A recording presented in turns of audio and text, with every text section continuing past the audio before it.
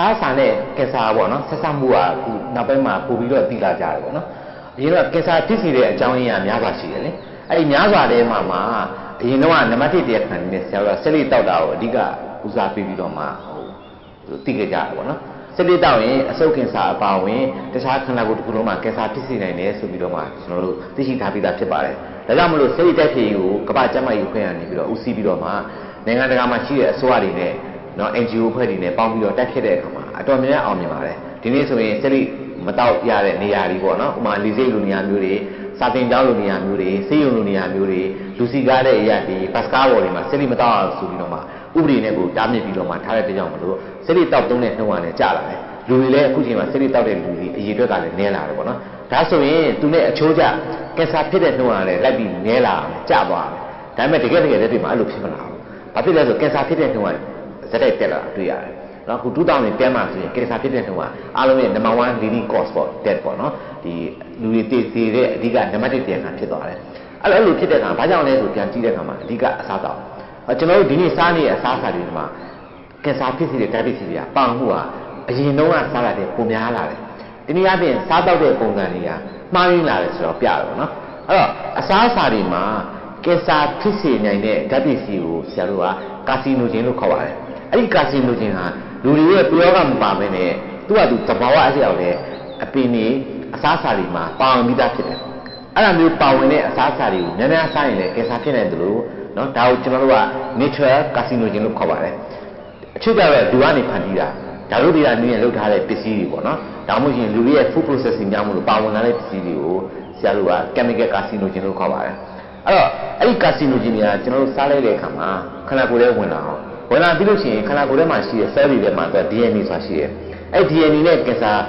ဒီဖြစ်စေတဲ့ carcinogen နဲ့ထားပေါင်းတယ်ဒါကို carcinogen DNA adapt formation လို့ခေါ်ပါတယ်အဲ့လိုဖြစ်သွားပေါင်းလိုက်တဲ့အခါမှာ DNA ကပုံမှန်မဟုတ်တော့ဘူးပေါ့နော် carcinogen နဲ့ပေါင်းလိုက်တဲ့အခါမှာပုံမှန်တဲ့ cell တွေကပွားများလို့မရတော့ဘူးပွားများလို့မရဘဲနဲ့သူတို့ဒီပုံမှန်မဟုတ်တဲ့ပွားများခြင်းတွေဖြစ်လာတယ်အဲ့ဒီပုံမှန်မဟုတ်တဲ့ပွားများခြင်းတွေကိုဆရာက cancer cell လို့ခေါ်တာဖြစ်ပါတယ်ဒါကြောင့်မို့အစားအစာနဲ့ကင်ဆာတိုက်ရိုက်ဆက်မှုရှိပါတယ်ကင်ဆာဖြစ်စေတဲ့အစားအစာကိုစားတာကြာသွားရင်ကင်ဆာဖြစ်ဖို့အလားအလာအင်မတန်များပါတယ်ကာစီနိုဂျင်ပါဝင်တဲ့အစားအစာတွေရောအများကြီးပေါ့နော်အဲ့တော့အများကြီးကာစီနိုဂျင်ကလည်းအမျိုးအစားရာနဲ့ထောင်နဲ့ရှိတာပေါ့နော်အဲ့ထဲမှာအဖြစ်အများဆုံးပေါ့နော်လူသိအများဆုံးအဖြစ်အများဆုံးကနံပါတ်1ကတော့အာဖလာတောက်ဆင်လို့ခေါ်တဲ့မှုစိတ်ပါဝင်တဲ့အစားအစာတွေပေါ့နော်နံပါတ်2ကတော့ဒီတာမန်အစားအစာပဲအစားအစာကအကောင်းပဲဒါပေမဲ့အဲ့အစားအစာကိုကျွန်တော်တို့ကဒီကြော်တဲ့အခါမှာกินတဲ့အခါမှာတူးသွားအောင်ပေါ့နော်ချားဖြစ်သွားအောင်ပေါ့နော်မိမိလိုဖြစ်သွားမဲပါအောင်လုပ်ထားတဲ့အစားအစာဒါမှမဟုတ် overheat လို့ခေါ်တဲ့အပူချိန်လုံးမဲပါပေးထားတဲ့အစားအစာအုပ်စုတွေဒါနံပါတ်2ပေါ့နော်နံပါတ်3ကဒီအဆီတက်ပါအောင်မှုများတာပေါ့အထူးသဖြင့်ပြေဝစီနဲ့ transfer လို့ခေါ်တဲ့ပြောင်းလဲစီတွေပါအောင်မှုများနေတဲ့အစားအစာတွေပေါ့နော်နံပါတ်4အုပ်စုကဘာလဲဆိုရင်အစားအစာတွေကျွန်တော်တာရှိခံအောင်ဓာတ်ဗေဒနည်းနဲ့ပြုလုပ်ထားတဲ့အစားအစာ preservative တွေအများကြီးထည့်ထားတာဥပမာဖြစ်နေ nitrate လိုဟာမျိုးတွေ nitrate လိုဟာမျိုးတွေပါဝင်များတဲ့အစားအစာတွေပေါ့နော်ဒီလေးကအဓိကပေါ့နော်ဒီနံပါတ်5အနေနဲ့ကတော့အထွေထွေအုပ်စုအနေနဲ့ဟာကျွန်တော်တို့ကတာမန်အဖြစ်တော့အနည်းငယ်စားရင်တော့ကင်ဆာမဖြစ်ဘူးများများစားရင်ကင်ဆာဖြစ်စေတာမျိုးပေါ့နော်ဥပမာလေးဆိုရင်ဟာစေစကြားလိုပစ္စည်းမျိုးတွေတာမန်ဖြစ်တည်ရယ်နည်းနည်းစားရင်များများစားရင်သူလည်းကင်ဆာဖြစ်တတ်တယ်ပေါ့နော်အဲ့ဒါအချိုလိုပစ္စည်းမျိုးတွေပေါ့နော်ဒါမျိုးပစ္စည်းတွေဆိုရှင်အားလုံးကျွန်တော်တို့အုပ်စုက5ခုခထားပါတယ်ဒီအာဖလာတောင်ဆင်ကြောင့်မို့ဒီမှုစိတ်ကြောင့်မလို့ပေါ့နော်ကင်ဆာဖြစ်တယ်ဆိုတာကိုကျွန်တော်တို့ကဒီကမ္ဘာ့ကျန်းမာရေးအဖွဲ့အစည်းပြီးတော့သူရိသနာများစွာထွက်ပြီးတော့မှအတည်ပြုပြီးဖြစ်ပါတယ်အာဖာတောက်ဆင်ဆိုတာဒါမှုမျိုးစားတစ်ခုပါမှုမျိုးစားတစ်ခုထုတ်တဲ့မှုစိတ်ဖြစ်ပါတယ်မှုဆိုတာအများကြီးရှိတယ်ပေါ့နော်အစားအစာတွေကရေမှုပေါအောင်များရင်အဆိုဓာတ်များရင်မှုတက်နိုင်တယ်ဆိုအားလုံးသိပြီးသားပေါ့နော်အတိအကျပြောရင်ရေမှုပေါအောင်တဲ့နှုန်းက14%ကျော်ရင်ဘယ်စားကမှုတက်ပါတယ်နော်ဥပမာမျိုးပေါင်မှုဝယ်လာတဲ့အခါမှာပေါင်မှုပေါ်ကနေပြီးတော့ထွက်လာတဲ့ပေါင်မှုဒီရေမှုပေါင်မှုက14%အထက်မှာရှိတယ်ဒါကပေါင်မှုတစ်ခုကိုဇဘောမှာတင်ထားလဲဆိုရင်3-4ရက်ကြာရင်မှုတက်သွားတယ်နော်မှုတက်သွားလို့ရှိရင်ဒါလူကစားလို့မရဘူးဖြစ်ပြရတော့နော်အဲ့တော့မှုတက်တယ်ဆိုတဲ့နေရာမှာဒီမှုမျိုးစားမှာ aspergillus ဆိုတဲ့မှုမျိုးစားဖြစ်ခဲ့ရင်သူက aflatoxin ထုတ်ပေးတယ် aspergillus ထင်မှာမှုမျိုးစိတ်ပေါ့နော်9မျိုးကနေထုတ်ပေးနေတာဖြစ်ပါတယ်အဲ့တော့ aflatoxin အားလုံးဒီနေ့ကျွန်တော်က6မျိုးခွဲခြားထားပါတယ်အဲ့တော့သူ့ကို aflatoxin ဟုတ်မှုဆိုတာကိုကျွန်တော်ယူပြီးတော့fluorescent microscope ပေါ့နော်သူကတော့ဒီအရောင်နေနဲ့မြင်ရတဲ့ဒီအနုကြည့်မှန်ဘလူးပေါ့နော်ဒါနဲ့ကျွန်တော်တို့ကြည့်လိုက်တဲ့အခါမှာသူ့ကိုအပြာအောင်မြင်ရလို့ရှိရင်သူ့ကို B အုပ်စုလို့သတ်မှတ်ပါတယ် B for blue ပေါ့နော်အဲ့တော့ B မှာမှအယောင်ချင်းနဲ့အပြောင်ချင်းနဲ့ဆိုရင် B1 လို့သတ်မှတ်တယ်အယောင်နှစ်ရင်သူ B2 လို့သတ်မှတ်ပါတယ်တကယ်လို့ကျွန်တော်အစိမ်းရောင်မြင်ရလို့ရှိရင်သူ့ကို G အုပ်စုလို့သတ်မှတ်ပါတယ် G for green ပေါ့နော်အယောင်ချင်းရင် G1 လို့သတ်မှတ်တယ်အယောင်နှစ်ရင် G2 လို့သတ်မှတ်တယ်ဒါကတာမန်အစားခံရပါတာပြီးတော့နွားတို့မှာပါလာကြတော့ကျွန်တော်တို့က M1 M2 M for milk ပေါ့နော်နွားတို့အဲ့တော့ M1 M2 သတ်မှတ်တော့အားလုံး6မျိုးပေါ့နော်အဲ့တော့ဒီ6မျိုးကဘာမှပါလဲဆိုတော့ခုနကပြောခဲ့တဲ့ G1 G2 เนาะဒီ B1 B2 တွေကပါတဲ့အစားအစာကို3အုပ်စုခွဲထားတယ်ပထမဆုံးအုပ်စုကဒီအထူးသဖြင့်အများဆုံးပါတဲ့အုပ်စုပေါ့နော်အဲ့ဒါအစိတ်ထုတ်တဲ့ပြောင်းနေမြေဘဲရဲ့မှာအဓိကပါတယ်မြေဘဲပါတယ်ဆိုတော့မြေဘဲကဘယ်လိုပါလဲဆိုတော့ကျွန်တော်မြေဘဲဆိုတာမြေကြီးရဲ့ထုတ်တဲ့ခါမှာသူအဆိုရပါတယ်လေအဆိုရပါတဲ့ခါသူကအမြန်မြန်ချအောင်လို့ကအဲ့ဒီမြန်မြန်ချအောင်လို့ဖဲနဲ့သူ့ဒီတိုင်းပဲအစိုးရတိုင်းပဲထားရမယ်ဆိုရင်ခုနပမောက်မှုတက်သွားပြီပေါ့နော်ဒီအခွန်နဲ့အသားနဲ့ကြားထဲမှာသူကမှုဝပေါက်တယ် especially တက်ပေါက်တယ်ပေါက်ရင်သူက aflatoxin ထုတ်တယ်ထုတ်တဲ့အခါမှာဒီ aflatoxin ကစီမာပျော်ဝင်တဲ့ပစ္စည်းဖြစ်တဲ့အတွက်မြေဘဲစီထဲမှာပျော်ဝင်သွားတယ်ဒါကြောင့်မလို့မြေဘဲနဲ့ပြုလုပ်ထားတဲ့အစားအစာအလုံးအထူးသဖြင့်မြေဘဲစီမှာ aflatoxin ပါမှုကအများများပါတယ်ပြီးလို့ရှိရင်မြေဘဲကတ်တို့နော်မြေဘဲယူတို့နော်မြေဘဲလေးတို့စသည်အပြင်ဒီမှာအများဆုံးတွေ့ရလို့ရှိပါတယ်ဒါကတော့ကျွန်တော်နဲ့ငါမှာအဖြစ်များဆုံးပဲဒါနံပါတ်1အုပ်စုပေါ့နော်နံပါတ်2အုပ်စုကတော့ဖြင့်ဒီအချောက်ခံထားတဲ့အစားအစာတွေပေါ့နော်အချောက်ခံတဲ့ဥမာပြဆိုရင်ငါ6လို့ခါမျိုးတွေပစုံကြောက်လို့ခါမျိုးတွေသူလည်းမှုတက်တယ်အဲ့မှုကမျက်စိနဲ့မြင်မှမြင်ရနော်အဲ့ဒါဒီဥစ္စာဘတ်အချောက်တို့ပါလို့နော်အဲ့လိုမျိုးသီး6လို့ခါမျိုးမျိုးသီး6ဆိုပို့ဆိုးတယ်မျိုးသီးဆိုရင်ဒါအထဲထဲမှာသူကမှုတက်လို့ရှိရင်ဒါ aflatoxin ကိုအများဆုံးထုတ်တာဖြစ်ပါတယ်အဲ့တော့ဒီလိုအချောက်ခံထားတဲ့အစားအစာတွေအုပ်စုမှာလည်းဒုတိယအနေနဲ့အများဆုံးတွေ့ရတယ်နော်တတိယအုပ်စုအနေနဲ့ဆိုရင်တော့ဒီ aflatoxin ကပဲမျိုးစုံမှာအဓိကတွေ့ရတယ်အဲ့တော့ဒီအုပ်စု3ခုပေါ့ပဲမျိုးစုံဆိုတော့ပဲရနဲ့ပြုလုပ်ထားတဲ့အစားအစာတွေမှာလည်းပါဝင်နေရှိပါတယ်အဲ့တော့နွားနို့မှာပါဝင်နေဆိုတာကဒီနွားပေါ့နော်တာမန်နွားနို့မှာတော့ aflatoxin မပါပါဘူးဒီနွားစားတဲ့အစားအစာမှာ aflatoxin ပါဝင်ခဲ့ရင်ဥမာခုနပြောတဲ့ပဲမျိုးစုံပေါ့နော်ပဲဖတ်တို့ပါလို့နွားကိုကျွေးမယ်ဆိုရင်အဲ့ဒီမှာ aflatoxin ပါရင်နွားနို့ထဲမှာ aflatoxin ဆက်ပြီးပါတာဖြစ်ပါတယ်နွားနို့ထဲမှာ aflatoxin ပါလို့အဲ့ aflatoxin ပါတဲ့နွားနို့နဲ့ပြုလုပ်ထားတဲ့အစားအစာဥမာလို့ဆိုရင် cheese ပဲဖြစ်ဖြစ်တင်ခဲဖြစ်ဖြစ်ပေါ့နော်ပြီးရင်နို့နဲ့နို့တဲ့ပစ္စည်းအကုန်လုံးမှာအဲ့ဒီမှာလည်း aflatoxin ဆက်ပြီးတော့ပါတယ်ဘာလို့ aflatoxin ဆိုတာအင်မတန်ခိုင်ခန့်တဲ့ molecule ဖြစ်ပါတယ်သူကအပူချိန်ပြီးလို့ရှိရင်အပူချိန်300ဒီဂရီစင်တီဂရိတ်လောက်သူကခံနိုင်ရှိတယ်ဒါကြောင့်တော်တော်မပြည့်စည်ဘူးစားစာတွေပါပြီးတဲ့အခါမှာအဲ့တော့ဒီ aflatoxin ပါဝင်တဲ့အစားအစာကိုခန္ဓာကိုယ်ထဲဝင်လာပြီးဆိုတာနဲ့ဘယ်ရောက်လဲပထမအသေးကိုရောက်တယ်အသေးကင်ဆာအဓိကဖြစ်စေတာပေါ့နော်အသေးကင်ဆာဖြစ်တဲ့အကြောင်းရင်းများစွာထဲမှာ aflatoxin ဖြစ်တာကတော့ခုနပြောတဲ့ဒီဘီဘိုးတွေစီဘိုးတွေတက်ကူသွားပို့ဆိုးပါတယ် aflatoxin ကြောင့်ဖြစ်တာကနံပါတ်1တရားခံဖြစ်ပါတယ်အဲ့တော့ aflatoxin ကြောင့်အသေးကိုရောက်တဲ့အခါမှာအသေးဆိုတာက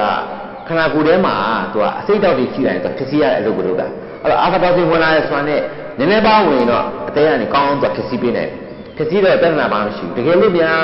ဟလာ aflatoxin ကနေတူဝင်လာမယ်နော်ဟုတ်လားအများကြီးလည်းဝင်လာမယ်ဆိုလို့ရှိရင်ဒီစားစာတွေပဲနေတူစားနိုင်မယ်ဆိုရင်တော့အကြာတဲ့ခါမှာဒီအသေးကလည်းခံနိုင်မရှိတော့ဘူးအဲ့ဒီခါမှာကင်ဆာဖြစ်ကိုပြောင်းသွားတာဖြစ်ပါတယ်ဒါကြောင့်မလို့ aflatoxin ပါဝင်တဲ့အစားအစာတွေကိုရှောင်ကျဉ်သင့်တယ်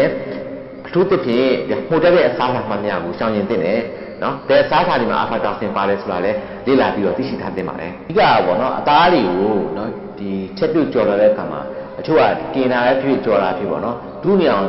လုပ်တတ်ကြတယ်ပေါ့နော်အဲ့တော့ဒူးသွားတဲ့အခါမှာသူ့ရဲ့ဓာတ်ပြောင်းလဲမှုဖြစ်သွားတယ်กินတဲ့အခါမှာလည်းဒီတိုင်းပဲဒူးသွားလို့ရှိရင်ဓာတ်ပြောင်းလဲဖြစ်ပါတယ်အသားတွေမှာပါဝင်တဲ့ amino acid တွေမျိုးပေါ့နော်အဲ့ဒီ amino acid ကနေပြီးတော့မှဒီအပူချိန်ပေးတာများသွားရင်အပူချိန်ပေးတာကြာသွားခဲ့ရင်သူက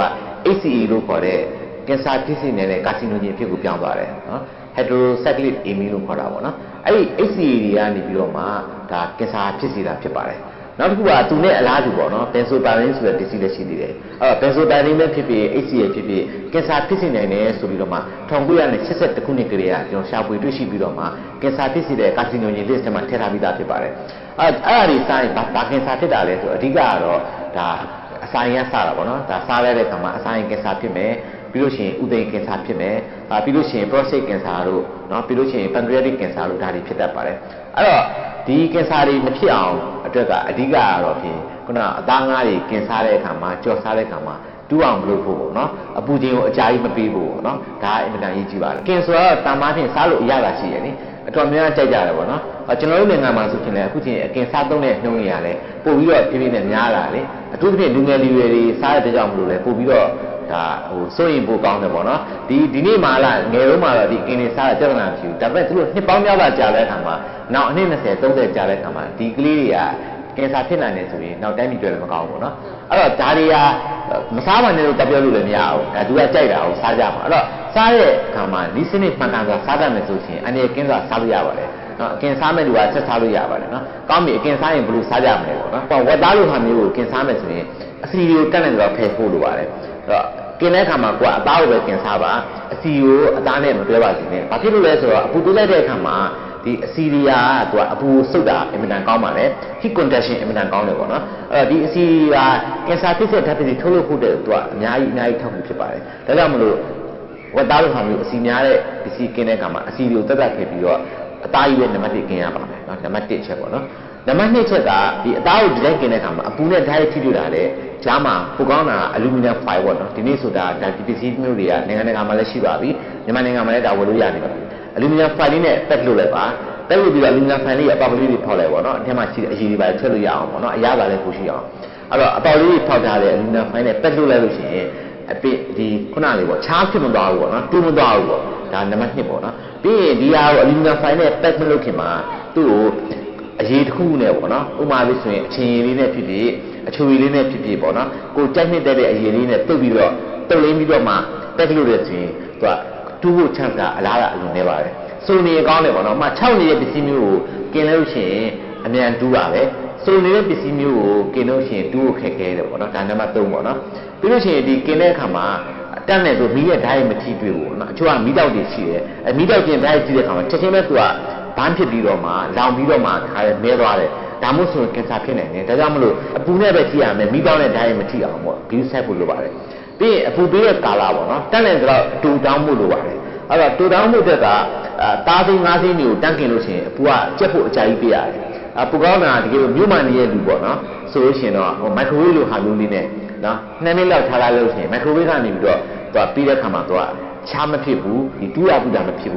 းပြီးတော့2မိနစ်လောက်လုပ်ပြီးတော့ပြီးတော့မှกินတဲ့ခါမှာနည်းနည်းလေးပြီးသွားအောင်ပေါ့နော်ပြီးတော့နည်းနည်းလေးပြလိုက်ပြီးတော့กินမယ်ဆိုရင်အင်မတန်ကောင်းပါတယ်နေမှာနေရပြီမိုက်ခရိုဝေးမရှိရဘူးဆိုရှင်လည်းအသားတွေလို့ခါမှာအစိမ့်တိုင်းกินမယ်ဆိုတခါကျနည်းနည်းလေးပြုတ်လိုက်တာမျိုးပေါ့နော်ပြုတ်လိုက်ပြီးတော့မှกินမယ်ဆိုရှင်လည်းဒါအနေအင်မတန်กินပါတယ်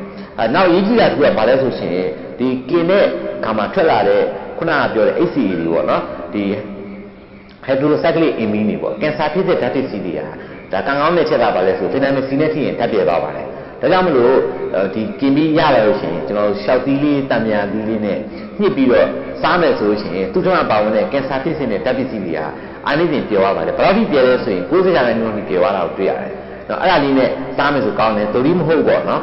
်ကင်စားပြီးတဲ့ခါမှာတံမြာကြီးလိုဟာမျိုးတွေတောက်တာမျိုးတော့နော်ပြီးလင်မော်သီးလေးစားတာမျိုးတို့ရှောက်သီးလေးစားတာမျိုးတို့နော်ဒါမျိုးလုပ်ပြီးမယ်ဘလို့မှမလုပ်နိုင်လို့ရှိရင်အသီးနှံမရှိတဲ့ဗီတာမင် C ပါတဲ့ဆေးပြားလေးတွေတောက်တာမျိုးပါလို့လုပ်မယ်ဆိုလို့ရှိရင်ကင်စားတာကိုစိတ်ချလက်ချနဲ့စားလို့ရပါတယ်ကင်ဆာဖြစ်စေနိုင်တဲ့ပစ္စည်းတွေထဲမှာပေါ့နော်အဆီဓာတ်တွေဟာလည်းအဓိကကျတယ်ပေါ့နော်ဆရာတို့ဒီနေ့စားနေတဲ့အဆီကအဓိကအပြင်3မျိုး3စားရှိပါတယ်ပထမဆုံးကတော့ပြည့်ဝစီလို့ခေါ်တဲ့ saturated fat တွေပေါ့နော်ဒုတိယကတော့ဖြင့်ဒါမပြည့်ဝစီလို့ခေါ်တဲ့ unsaturated fat တွေရှိတယ်တတိယကတော့ဖြင့် trans fat လို့ခေါ်တဲ့ပြောင်းလဲစီဆိုပြီးတော့အဆီက3မျိုး3စားရှိပါတယ်အဲ့ဒီမှာကင်ဆာဖြစ်စေနိုင်တဲ့ပစ္စည်းကတော့ပထမအမျိုးနဲ့တတိယအမျိုးပေါ့နော်ပထမအမျိုးဆိုတာကတော့ပြည့်ဝစီတတိယအမျိုးကတော့ပြောင်းလဲစီပေါ့နော်ဒီနှစ်ခုကကင်ဆာဖြစ်စေနိုင်တယ်အလေအဖြစ်တဲ့မပြည့်ဝစီကတော့ကင်ဆာဖြစ်စေနိုင်ခြင်းမရှိပါဘူးเนาะကောင်းပြီပေါ့နော်ဒီပြည့်ဝစီဒီနဲ့ပြောင်းလဲစီကကင်ဆာဖြစ်စေနိုင်တယ်ဆိုတာကိုဘယ်ကစသိလာလဲဆိုတော့ဆရာတို့အမေရိကန်နိုင်ငံမှာရှိတယ်အမျိုးသားကင်ဆာသုတေသနဌာန National Cancer Institute ပေါ့နော်အဲ့ဒီ National Cancer Institute ကနေပြီးတော့သူကလူပေါင်း9သိန်းလောက်ကိုသူ10နှစ်တိတိပေါ့သူကသုတေသနလုပ်ငန်းတွေလုပ်လိုက်တယ်လုပ်လိုက်တဲ့အခါမှာဒီပြောင်းလဲစီနဲ့ပြည့်ဝစီတွေကကင်ဆာဖြစ်စေတာသိကြပါတယ်ဆိုသူကနော်လွန်ခဲ့တဲ့2008ခုနှစ်နိုဝင်ဘာလမှာသူကတကမ္ဘာလုံးသိအောင်ထုတ်ပြန်ကြေညာခဲ့တာဖြစ်ပါတယ်အဲ့တော့ဒီစီတွေကဥမာပြည့်ဝစီဆိုဘယ်လိုမှပါလဲဆိုတော့ဆရာတို့ဒီဝက်စီတို့အမဲစီတို့တိရစ္ဆာန်ရတဲ့အစီတွေမှာပါတယ်ပြီးရင်စောင်းစီတို့ညာမျိုးမှာပါတယ်ပေါ့နော်အဲ့ဒီစီတွေနဲ့ပြုလုပ်ထားတဲ့အစားအစာတွေအဲ့ဒီအစားအစာတွေကဘာအစားအစာဖြစ်ဖြစ်ဒီစီတွေပါတယ်ဒီစီတွေပါအောင်များတယ်ဆိုရင်ဒီစီဒါစားရတဲ့လူကကင်ဆာဖြစ်နေတဲ့အလားအလာများတယ်ဒါကြောင့်မို့လို့ဒီလိုစီးရဲလုပ်ထားတဲ့အစားအစာတွေကိုကျွန်တော်တို့ကရှောင်နေသင့်တယ်နောက်တစ်ခုကပြောင်းလဲစီကပူဆိုးတယ်ပြောင်းလဲစီကငကိုတုံးကတော့မပြည့်ဝစီပဲဥမာပြီးဆိုရင်နေကြစီလိုဟာမျိုးတွေနှမ်းစီလိုဟာမျိုးတွေအဲ့ဒါငကိုကကောင်းထားပြီးသားအဲ့ဒီ ဒီမပြည့်ဝစီဒီကင်ဆာဖြစ်နေတယ်တတိမရှိဘူးဒါပေမဲ့အဲ့စီကိုအပူချိန်မြင့်မြင့်မှာပေါ့နော်အကြာကြီးအပူပေးထားမယ်ဒါမှမဟုတ်ရင်ထပ်ပြန်တလဲလဲကြော်လာမယ်ဥမာဘူးတိကြော်တွေကြော်မယ်ကြော်တော့ပဲစီနဲ့ကြော်တယ်ဒါပေမဲ့အဲ့ဒီအပူချိန်ကိုအများကြီးကြာကြီးထိတဲ့ကြောင့်မလို့သူကဒီမပြည့်ဝစီရဲ့ဓာတ်ကုန်တတိတွေကနေပြီးတော့မှပြောင်းလဲသွားတယ်ပြောင်းလဲသွားတဲ့အခါမှာသူပြောင်းလဲစီဖြစ်သွားတယ် transfer လို့ဖြစ်သွားတယ်အဲ့လိုဖြစ်သွားတဲ့အခါမှာသူဒီကင်ဆာဖြစ်နေတဲ့တတိပုံများသွားတယ်အဲ့ဒါဒီဘယ်လောက်ထိများလဲဆိုရင်ပထမပြည့်ဝစီတဲ့ကိုသူကပုံများတာဖြစ်သွားတယ်ဒါကြောင့်မလို့ဘူးတိကျော်လိုဟာမျိုးတွေပေါ့နော်အကျော်ဆိုင်ဒီမှာကျော်တဲ့ခါလေးထပ်ပြန်ပြလဲတဲ့စီယိုဒယ်ရိုတယ်ပဲနဲ့အကျော်ပဲထည့်ပြီးကျော်တဲ့စီမျိုးတွေဟာအင်မတန်အန္တရာယ်များပါတယ်ဒါကြောင့်မို့ဒါမျိုးစားမယ်ဆိုရင်တစ်ခါတလေစားရတော့သိကြီးမကြည့်ပါနဲ့ဒါတွေကိုအများအားစားမယ်စားတဲ့ပမာဏလည်းများမယ်ဆိုလို့ရှိရင်တော့ကိုယ့်တဲ့ကိုကင်ဆာဖြစ်နေတဲ့ဒီအကျိုးပေါ့နော်အကျိုးဆက်တွေရနိုင်တာကိုတွေ့ရတယ်စားစာတွေပေါ့နော်ကျွန်တော်တာရှိခံအောင်ဆိုပြီးတော့ပြုပြင်လေးရှိပါတယ်ပြုပြင်လေးရှိတဲ့အခါမှာသူကဓာတ်ရုပ်တွေကပစ္စည်းခဲလေးတစ်ခါရှိတယ်ပေါ့နော်အထူးသဖြင့်ပေါ့ကျွန်တော်အသားတွေပေါ့နော်အသားတွေဆိုမှဘိုးဥကြောင်းလိုဟာမျိုးတွေကြက်ဥကြောင်းလိုဟာမျိုးတွေဟလာပေကွန်လို့ခေါ်တဲ့ဝက်ပေါင်ကြောင်းလိုဟာမျိုးတွေတာရှိကံအောင်ကျွန်တော်ဥမာအားဖြင့်ဆိုရင်ဆိုဒီယမ်နက်ထရိတ်ပေါ့နော်ဆိုဒီယမ်နက်ထရိတ်ဆိုတာပမာလိုရမ်းစိမ့်ပေါ့အဲရမ်းစိမ့်လိုဟာမျိုးနဲ့ကျွန်တော်ထပ်လုပ်လို့ရှိပါတယ်အဲ့လိုတဲ့အခါမှာဒီရမ်းစိမ့်တွေကကြားတဲ့အခါမှာဆိုဒီယမ်နက်ထရိတ်ကနေပြီးတော့နက်ထရိတ်ဖြစ်အောင်သူကပြိုကွဲပြီးတော့ပြောင်းလဲသွားတယ်အဲ့ဒီနက်ထရိတ်တွေကအသားမှာပါတဲ့အင်မီနဲ့ဓာတ်ပြုပြီးလို့ရှိရင်nitrosamine ဆိုပြီးတော့ဓာတ်ပစ္စည်းဖြစ်သွားတယ်။အဲ့ဒီ nitrosamine ကကင်ဆာဖြစ်စေတာပေါ့နော်။အဲ့လို nitrosamine နဲ့ကင်ဆာဖြစ်စေတယ်ဆိုတဲ့အကြောင်းကိုလောက်တာသိရှိကြကြာပြီ။1956ခုနှစ်မှာအင်္ဂလိပ်လူမျိုးသိပ္ပံပညာရှင်2ယောက်ပေါ့နော်။ဒီဂျွန်ဘားနဲ့ပီတာမက်တူဆိုတဲ့2ယောက်ကနေပြီးတော့စတင်တွေ့ရှိဖော်ထုတ်ခဲ့ပါတယ်။ဒါပေမဲ့အဲ့ဒီမှာလူတွေကကင်ဆာနဲ့အဲ့လောက်ထိဖြစ်တာမများသေးတော့သိသိမထားမိဘူး။ပိုပြီးသိထားလာတာ1980ရောက်လာတဲ့အခါမှာနော်ဝေနိုင်ငံမှာရှိတဲ့ဒီသိဆန်တွေပေါ့နော်သိဆန်မွေးမြူလုပ်ငန်းလုပ်တဲ့လူမှာသူတို့ရဲ့သိဆန်တွေမှာဒီအသက်ကင်ဆာဖြစ်တဲ့နှုန်းကတအားမြင့်လာတယ်။တအားမြင့်လာတော့ဒီသိဆန်တွေဘာကျွေးလဲဆိုရင်အဓိကခုနပြောတဲ့တာချီခေါင်ပြုလုပ်ထားတဲ့ nitrate နဲ့ပြုလုပ်ထားတဲ့အစားအစာတွေတော့ကျွေးတယ်။နော် nitrate တို့ nitrate တို့နဲ့ကျွေးတယ်။အဲ့လိုကျွေးတဲ့ကြောင့်မလို့ဖြစ်တယ်ဆိုတာသိတဲ့အခါကျတော့ဒီ nitrate တွေကကင်ဆာဖြစ်နေတယ်ဆိုပြီးသူကစတင်ဖော်ထုတ်ခဲ့တာပါ။အဲ့ဒါကြောင့်မလို့နောက်ပိုင်းရောက်တဲ့အခါမှာဒီ nitrate ပါဝင်တဲ့အစားအစာတွေ nitrate ပါဝင်တဲ့အစားအစာတွေကဒါကျမ်းမာရေးထိခိုက်တယ်ဆိုပြီးတော့ကမ္ဘာသိပ္ပံပညာလောကအားလုံးတက်ခံတယ်ဒီလိုအစားအစာတွေဆိုချင်တယ်တာရှိဒါမသုံးသင့်ဘူးဆိုပြီးတော့သိကြတယ်ပေါ့နော်ဥပမာမျိုးဆိုဝက်ဥကြောင်းဆိုလည်းခန်းခန်းမစားသင့်ဘူးအများကြီးလည်းမစားသင့်ဘူးဝက်ပေါင်ကြောင့်ဘေကွန်လိုဟာမိုးကလည်းခန်းခန်းမစားသင့်ဘူးများများစားလို့မရဘူးပေါ့နော်အထူးသဖြင့်ဓာရီကိုငကိုတွေကလည်း preservative တွေကြောင့်မလို့ကင်ဆာဖြစ်စေတဲ့အာနိသင်ရှိတယ်အဲ့ခါမှာအပူလဲပေးလိုက်မယ်တာရှိလဲပေးမယ်ဒါမှမဟုတ်ရှင်လည်းกินလိုက်မယ်ဆိုရင်သူပိုးဆိုးသွားတယ်ပေါ့နော်ဒါတွေကိုဖြေဖြောက်ဖို့အတွက်ကိုအရေးကြီးဆုံးအချက်အနေနဲ့ဗါလဲဆိုရင်သူတို့အာနိသင်ရော့သွားအောင်ပေါ့နော်ဒီကာစီနိုဂျင်တွေရော့သွားအောင်လုပ်နိုင်တာကဗီတာမင် C ဗီတာမင် C ရော့နိုင်တယ်ဆိုပြီးတော့ဒါနောက်ပိုင်းမှာတွေ့လာတဲ့အခါမှာဒါကြောင့်မို့နိုင်ငံသားမှာဆိုရှင်ဝက်ဥကြောင်းတွေဝက်ပေါင်ကြောက်တွေမှာဗီတာမင် C ထည့်ရမယ်ဆိုပြီးတော့မှဒါအမေရိကန်နိုင်ငံကစပြီးတော့ဥပဒေပြဋ္ဌာန်းပါတယ်အဲ့ဒါဝက်ပေါင်ကြောက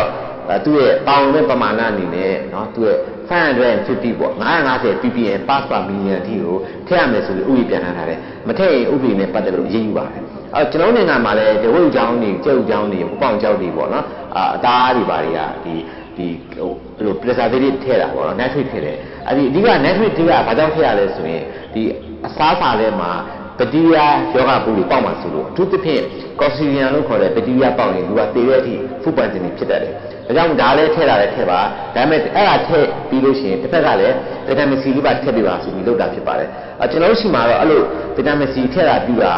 မရှိခဲ့လို့ရှိရင်လည်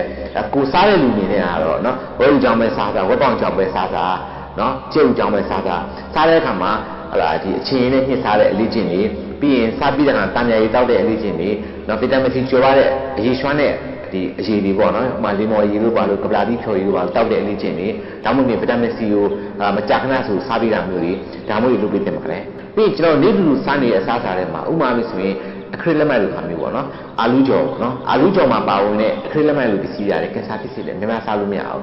ပြီးလို့ရှိရင်နောက်တစ်ခုကဒ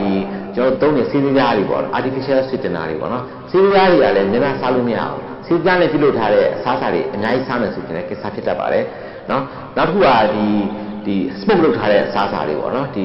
ကင်ထားတဲ့ကြက်တိုက်ထားတဲ့အစားအစာပေါ့နော်ကြက်တိုက်ထားတဲ့အစားအစာတွေပါမယ်ပြီးလို့ရှိရင်တိတ်ပြီးတော့ salty diet ပေါ့နော်တိတ်ပြီးတော့အငံနေပေါ့အငံနေနဲ့တင်းလုပ်ထားတဲ့အစားအစာမျိုးတွေ even ပေါ့နောက်ဆုံးအချိုရည်တောင်မှတောက်တာများလို့ရှိရင်ဒါကင်ဆာ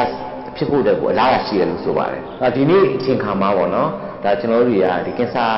ဖြစ်စီတယ်ဆိုတာကအစားအစာနဲ့ဓာတ်ရိုက်ဆက်ဆက်တယ်ဆိုတာသိနေပြီသိနေတဲ့ကြောင့်မလို့ကင်ဆာလုံးဝမဖြစ်သေးတဲ့လူတွေကနော်ကာကွယ်လို့ရတယ်အဲ့တော့ကျွန်တော် WHO ရဲ့ပြပြချက်ရဆိုရင်အစားအစာဒီ85%လို့ကင်ဆာကိုကာကွယ်နိုင်တယ်ကင်ဆာဖြစ်စီနိုင်တဲ့အစားအစာတွေကရှောင်မယ်ဆိုရင်ကင်ဆာဖြစ်ဖို့အလားအလုံးနေတယ်ဒါကြောင့်မို့ခုနကကျွန်တော်တင်ပြခဲ့တဲ့ကင်ဆာဖြစ်စီနိုင်သောအစားအစာတွေကိုတော့လုံးဝရှောင်ကျင်မယ်ဆိုရင်ကင်ဆာဖြစ်တဲ့အန္တရာယ်တွေကင်းဝေးတာပေါ့နော်။နောက်ကင်ဆာဖြစ်ပြီးတဲ့လူတွေကရောသူကဘာလို့တင်လဲဆိုရင်ခုနကင်ဆာဆဲတွေပိုပွားမလာအောင်နော်ကင်ဆာကိုပိုပြီးပြန့်နှံ့မသွားအောင်ပေါ့နော်။ကုနေတဲ့ကင်ဆာလည်းပိုထိရအောင်ခုနကင်ဆာဖြစ်စီနိုင်တဲ့အစားအစာတွေကသိထားဖို့လိုတယ်။သိထားပြီးတော့အဲ့ဒါကိုရှောင်ကျင်မယ်ဆိုရှင်ဒီလူနာတွေအတွက်လည်းအများကြီးကျိုးရှိတယ်